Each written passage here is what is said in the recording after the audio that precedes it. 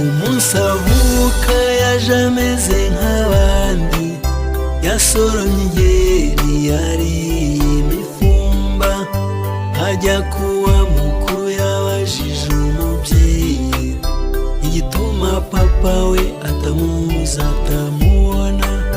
Umubyeyi atuje yamujyanye mu cyumba, amubwira ko se yakubiswa agahwera, nyamara uwamwishe atigeze anabiryozwa.